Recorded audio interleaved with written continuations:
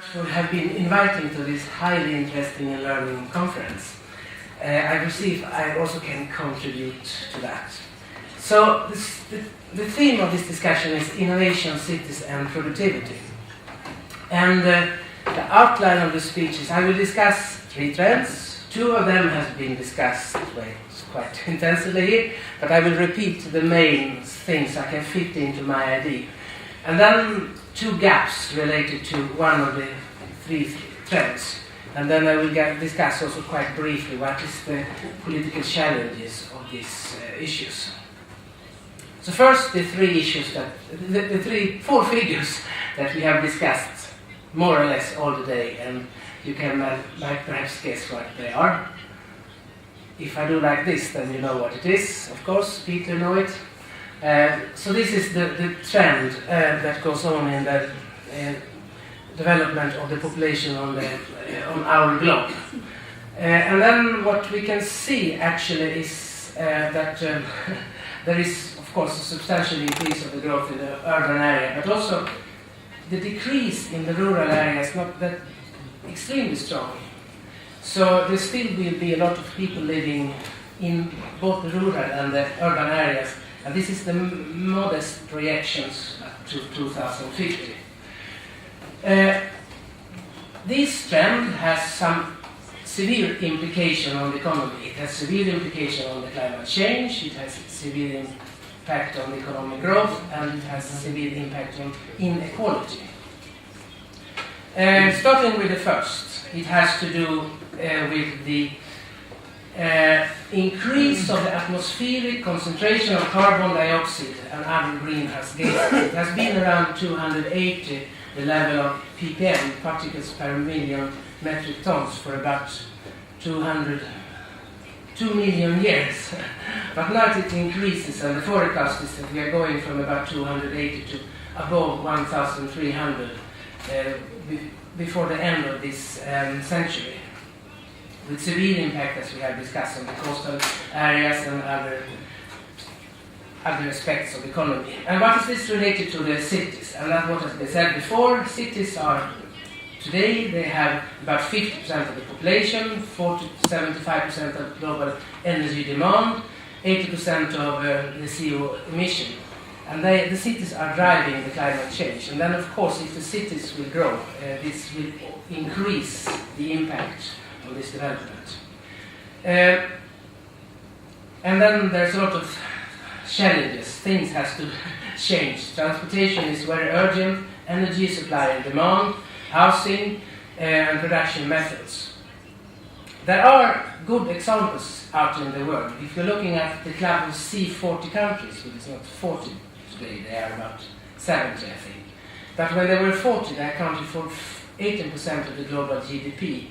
But their share of the global carbon emission was just 1/10. Due to that, they are heavily working with trying to improve the climate issues. And this is also open up for a big branch for new type of innovation, particularly green tech innovations. Now I'm coming to my third trend and my focus on my presentation. This is the correlation, but a correlation through a panel data regression. And this is a relation between innovation and labor productivity. And then the other column to the right is the growth of labor productivity. And then I'm controlling for physical capital, human capital, size, trade, sector, industry, and so on. So it seems to be a highly strong correlation between innovation and productivity, which has been shown in many cases before. But this is an example using patent data for 11 OECD countries, 11 industries for a 15-year period.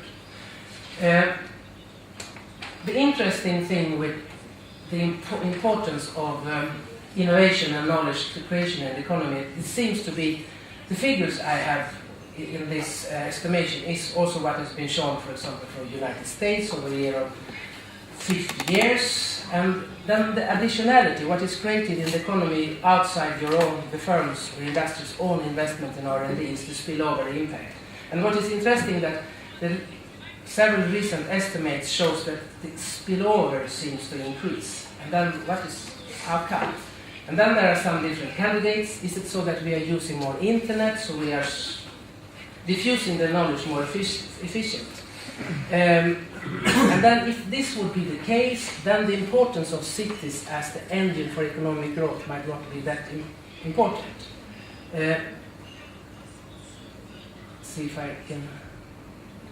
And then the other is it so that increased proximity and density, more be closely face-to-face for spreading knowledge across firms, between people, that increases. And then we made some calculations based on this, and this is based on Swedish data. And then if we have logo of employee at the x-axis, and then we have number of patents on the per employee on the y-axis, we can see that there seems to be a strong correlation. The more dense the area are, the more patents. And then we could have substitute patents with other type of innovations, and we see exactly the same patterns. And we see that if you move from Sweden to other countries, of course. And then the question is, how is the relationship between productivity, innovation, and density? And then we have split our data, which consists of all firms in Sweden, and then we have used patents as the output, describing if they are innovative firms, non-innovative, non-occasional innovative. They're doing some investment in R&D occasionally, or if they're doing persistently each year. And then we are distinguishing between three types of locations. One with low density, we split Sweden into three parts. One is with medium density and one with high density.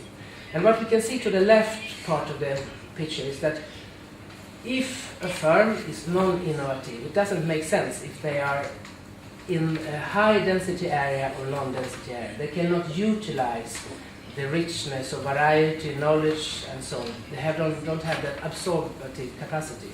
And then we have controls, so the firms are more or less identical firms. We control for size, sectors, human capital, physical capital, and so on. And then we're looking at the medium firms that are doing R&D on occasional basis. And then we can see almost the same. There's no difference if they are located in low density areas or medium intensity areas compared to non-innovative firms. But if these categories of firms, and this is the black